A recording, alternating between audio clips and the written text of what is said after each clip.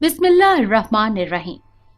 अस्सलामुअलैकुम नाजरीन, आज मैं आपके लिए एक सच्ची और खौफनाक कहानी लेकर आई हूँ। लेकिन इससे पहले कि मैं कहानी शुरू करूँ, जो लोग हमारे चैनल पर नए हैं उनसे गुजारिश है कि वो हमारे चैनल कहानी महल को सब्सक्राइब कर लें, ताकि आपको हमारी इस तरह की दिलचस्प कहानियां बर वक्त मिलती रहें। लड़की नहीं, वो आफत की पुड़िया थी। हुस्न का मुंह बोलता सबूत, रंग गोरा चिट्टा, स्याह बाल नागिन की तरह लहराते। बहनों में उसका तीसरा नंबर था, लेकिन खूबसूरती में पहले नंबर पर थी। चूंकि गरीब खानदान से ताल्लुक रखती थी, इसीलिए मुकद्दर की लकीरों से मात खाती आ रही थी। पेट का दोजख भरने के लिए मजदूरी की चक्की में पिसकर रेजों में तकसीम हो रही थी। सर्दियों में मुंह अंधेरे उठकर वालिदा और बहनों के साथ रात का बचा कुचा खाना खाकर कपास की चुनाई को निकल पड़ती। सख्त सर्दी में हाथ पांव ठिठर जाते, दांत पर दांत बचते। पुराने कपड़ों की झोली बनाकर पीठ लटकाकर कपास के सफ़ेद सफ़ेद गोले उतारकर झोली में डालती जाती। शाम तक सभी बहनों की बहुत ज़्यादा रुई इकट्ठी हो जाती। उजरत के तौर पर सारी रुई का 16वां हिस्सा उनको मिल जाता। यूं 1000 से 2000 रुपए तक की दिहाड़ी लग जाती। असलम वडेरे का लाडला बेटा था। जिस चीज पर दिल आ जाता, आसानी से हासिल न होती तो छीन लेता। मार धाड़ से भी बाज नहीं आता था। इज्जतों से खेलना उसका मशगला था। कितनी ही मासूम कलियों को रौंद चुका था। आज जब आसिया माँ और बहनों के साथ कपास की चुनाई के लिए असलम के खेतों में पहुंची, तो उसे देखते ही असलम की आंखें खीरा हो गई। वो इस बात पर सख्त हैरान और किसी हद तक गुस्से में भी था कि इतनी हसीन लड़की उसकी आंखों से ओझल क्यों रही। अब तो वो रोज आसिया के आने का इंतजार करने लगा। वो इस हद तक उसका शैदाई हो चुका था कि शाम को बहाने से उनके घर जाता और अगले दिन रुई की चुनाई की इत्तला दे आता। इस दौरान आसिया की दीद करके आंखों की प्यास भी बुझा आता। आसिया जूं ही खेतों में पहुंचती, असलम परवाने की तरह उड़ाने भरने लगता। इसके इर्द गिर्द फिरता रहता और फिर एक दिन उसकी बर्दाश्त से बाहर हो गया। दिल के हाथों मजबूर होकर कपास के लंबे पौधों के दरमियान अकेला पाते ही उसने आसिया को खींचकर खुद से लगाना चाहा। छूने की देर थी कि असलम को यूं लगा जैसे उसे बिजली का बहुत जोर का झटका लगा हो और पूरा जिस्म हवा में बल खाने लगा हो। आंखों के आगे तारे नाचने लगे, जिस्म में चूंटियां रेंगने लगी। जूते यूं तपने लगे जैसे आग की भट्टी में गर्म किए जा रहे हों। आग की तपिश पूरे जिस्म को पिघलाने लगी। उसने भागने में आफियत जानी और जो ही भागकर खेतों से दूर निकला, तब उसको सुकून मिला। इस नागुफ्ताबा सूरत हाल ने उसे सख्त गुस्से और हीजान में मुब्तला कर दिया। उसका बस नहीं चल रहा था, वरना वो तो आसिया को पीस कर सुरमा बना देता। ये गुस्सा उसने यूं निकाला कि जो ही शाम को मजदूरी देने का वक्त आया, उसने आसिया और उसकी बहनों को बहुत थोड़ी मजदूरी दी। इस पर बस न किया, बल्कि उन पर चोरी का इल्जाम लगाया और आइंदा खेतों में आने से रोक दिया। असलम की धमकियों को सुनकर आसिया बहनों के हमरा घर को रवाना हो गई। अभी ये लोग रास्ते में ही थे कि रुई के ढेर से धुआं उठने लगा। लम्हों में धुआं आग में तब्दील हो गया और सारी कपास जल गई। ये सूरत हाल देखकर असलम और उसके घर वाले निहायत परेशान हो गए। लम्हों में हजारों का नुकसान हो गया। असलम की आंखों के सामने दिन का वाकया घूमने लगा। रुई को आग लगने की वजह भी उसने आसिया की कारस्तानी समझी। अपने नौकरों को हुक्म दिया कि आसिया को, माँ और बहनों को पकड़ कर ले आओ। रुई को आग उन्होंने ही लगाई है। नौकर भाग कर गए और रास्ते में ही उन्हें जा लिया और उन्हें पकड़कर असलम के डेरे पर ले आए। वो गुस्से से पेचो ताप खाता रहा। उन्हें देखते ही उसकी आंखों से आग के शरारे निकलने लगे। उसने फौरन उनके हाथ बांधने का हुक्म दिया। हाथ पांव बांधने के बाद उन्हें जमीन पर लटकाकर डंडों से मारने का हुक्म दिया।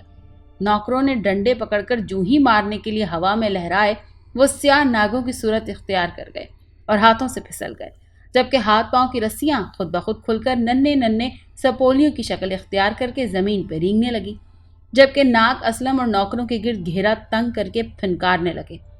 उनकी फुनकार से आग की बारिश होने लगी, जो उन लोगों को जलाने लगी। गर्मी की तपिश उनकी हड्डियों को पिघलाने लगी। अब तो सब डेरे से भागने लगे। जिधर मुंह उठाकर निकलने की कोशिश करते, उधर से ही आगे से नाक निकल आते। उन्होंने भागने में ही आफियत जानी। गांव से बाहर खुले मैदान में लबे दरिया पांथू शाह ने डेरा डाल रखा था। پیر تو اسے ایک حادثے نے بننے پر مجبور کر دیا، ورنہ وہ تو علاقے کا انتہائی بدقماش آدمی تھا۔ گھریلو ذمہ داریاں نہ ہونے کی وجہ سے آوارہ بدچلا نوجوانوں کا سرغنہ بن گیا تھا۔ آئے روز کی چوری چکاری کرنا اس کا وتیرہ تھا۔ صنف نازک اس کی کمزوری تھی۔ اس نے جھوٹ، مکاری اور چوری سے کمائی گئی رقم لڑکیوں پر نچھاور کر کے انہیں اپنے جال میں پھنسا رکھا تھا۔ کئی لڑکیوں کے گھر والوں نے اس کی کئی دفعہ ٹھکائی بھی کی، مگر وہ اپنی کمینگی سے باز نہ آیا۔ گھر والوں نے اس کے قریبی عزیزوں میں ایک بہت ہی خوبصورت دوشیزہ سے شادی کی، مگر اسے تو تتلی کی مانند رس چوسنے کا شوق تھا، سو بیوی سے نبھا نہ ہو سکا اور اسے طلاق دے دی۔ گھر والوں نے اتنا بڑا انتہائی قدم اٹھانے پر اسے آگ کر کے گھر سے نکال دیا اور تمام لوگوں کو بتا دیا کہ اپنے بیٹے کو ہم نے اس برے کام پر سزا دے دی اور اب اس کے کسی کام کے ہم ذمہ دار نہیں ہیں، ہم اس کے کسی بھی قول و فعل کے ذمہ دار نہیں۔ گھر کا آسرا چھن جانے پر اس نے دور کے گاؤں میں ڈیرا ڈال لیا۔ سبز چوغا، موٹے دانوں والی تسبیح، گلے اور ہاتھوں میں گول گول کڑے، سر پر مختلف رنگوں کے کپڑوں کی بنی ٹوپی پہن کر وہ بابا نتھو شاہ بن کر لوگوں کے دکھ درد دور کرنے لگا۔ بدلے میں اسے بہت کچھ مل جاتا۔ دنوں میں ہی علاقے میں اس کی شہرت ہو گئی، کتنی ہی بانکی ناریاں اس کے حجرے کی زینت بننے لگیں۔ پرانی دوست خواتین تک وہ اپنی حالت اظہار پہنچانے میں کامیاب ہو گیا۔ کرامات کا خوب ڈھنڈورا پیٹا اور یوں اس کے ارد گرد حاجت مندوں کا میلہ لگا رہتا۔ مقامی زمیندار کے اسے خاص آشیرواد حاصل تھی، وہ اس کے خاص مریدین میں شامل تھا۔ اس کا ایک ایسا کام نتھو شاہ نے کیا تھا جو کوئی اور عامل یا پیر بابا کر ہی نہیں سکتا تھا۔ نتھو شاہ کی مشہوری سن کر مقامی زمیندار بھی ایک دن زیارت کو آ نکلا۔ وہ یہاں جنگل میں منگل دیکھ کر حیران رہ گیا۔ کتنی ہی حسن کا شاہکار حسینائیں نتھو شاہ کے پاؤں میں پڑی حاجات کی تسکینوں کے لیے گریہ زاری کر رہی تھی۔ وہ حسینائیں جو گاؤں میں کسی سے سیدھے منہ بات نہیں کرتی تھیں، یہاں شاہ جی کے پاؤں دبا رہی تھیں۔ ان میں ایک ایسی دوشیزہ بھی تھی جس نے زمیندار کے سریرا خواب بے عزتی کرتی تھی۔ زمیندار کو اپنی ساکھ بچانے کے لیے باقاعدہ پنچایت کے سامنے اس سے معافی مانگنی پڑی۔ اس حسینہ کو دیکھ کر زمیندار کا خون کھولنے لگا۔ انتقام کے شعلے آنکھوں سے آگ کی صورت میں نکلنے لگے۔ زمیندار نے نتھو شاہ کی خدمت میں حاضر ہو کر مرید خاص ہونے کا شرف حاصل کیا۔ بدلے میں کافی نذرانہ دیا اور متعلقہ حسینہ کو پانے کے لیے کالا بکرا 10,000 روپے اور سونے کی انگوٹھی بھی نتھو شاہ کے حضور پیش کر دی اور مزید نوازشات کا بھی اقرار کیا۔ اتنا کچھ پاتے ہی نتھو شاہ کی باچھیں کھل گئیں اور پھر ایک رات سیاہ گھپ اندھیری رات کو اس حسینہ کو بلا کر زمیندار کی سیج کی زینت بنا دیا۔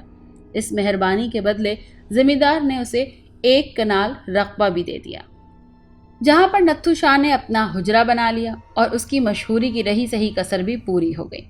اس دن کے بعد سے نتھو شاہ کا طوطی ارد گرد کے گاؤں میں بولنے لگا۔ چوک در چوک لوگ آ کر اپنی منتیں مرادیں پوری کروانے لگے۔ ہر طرف نتھو شاہ کی شہرت کے چرچے تھے۔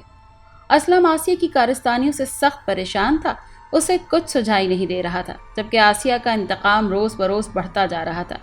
کتنا ہی مالی نقصان اسلم اٹھا چکا تھا۔ ہراساں اور خوفزدہ الگ تھا، ہر پل خوف کے سائے اس کے سر پر لہراتے رہتے۔ اس صورتحال سے نجات پانے کے لیے بہت سے دوستوں سے مشورہ کیا، لیکن بات نہ بن سکی۔ نتھو شاہ کی شہرت کا ڈنکا بجا۔ ایک دن اسلم نے بھی سن لیا، فوراً ہی نتھو شاہ کے حجرے کی طرف روانہ ہو گیا۔ مرید خاص کی مٹھی گرم کرنے کے بعد شرف ملاقات کی سعادت حاصل کی اور آسیہ کی بے اعتنائی، انتقامی کارروائی اور اپنے نقصان کا رونا رویا۔ آسیہ کو عبرتناک سبق سکھانے کے لیے ہر طرح کی قربانی دینے کا وعدہ بھی کیا۔ نتھو شاہ کی ہدایت پر اگلے دن سیاہ بکرا، کستوری اور نذرانے کی صورت میں پیسے لے کر حاضر ہو گیا۔ یہ سامان پاتے ہی شاہ جی خوشی سے نہال ہو گئے۔ حق ہو کا نعرہ لگایا، سمجھ نہ آنے والی زبان میں اول فول بکنے لگا۔ ان لغویات سے فارغ ہونے کے بعد سفید کاغذ پر الٹی سیدھی لکیریں مار کر تعویذ لکھ کر اسے دیا اور اپنے پاؤں کے پاس بیٹھ کر ایک خاص قسم کا ورد کرنے کا حکم دیا۔ اسلم نے آنکھیں بند کی، نتھو شاہ کے پاؤں کی دھول کو پیشانی پر مل کر چہرہ خاک آلود کیا اور ورد کی صورت میں آسیہ کے نام کی مالا جپنے لگا۔ ورد کرتے تھوڑی ہی دیر گزری تھی کہ نتھو شاہ کے بالوں کی لٹیں کسی جانے لگی۔ بال کھینچنے کی وجہ سے اس کی چیخیں نکل گئیں۔ اسلم کے چہرے پر پاؤں کی ملی ہوئی خاک مرچوں کی طرح جلد کو جلانے لگی۔ ابھی دونوں تکلیف کی اذیت میں مبتلا تھے کہ یکدم حجرے کی چھت دھڑام سے نیچے آ گری۔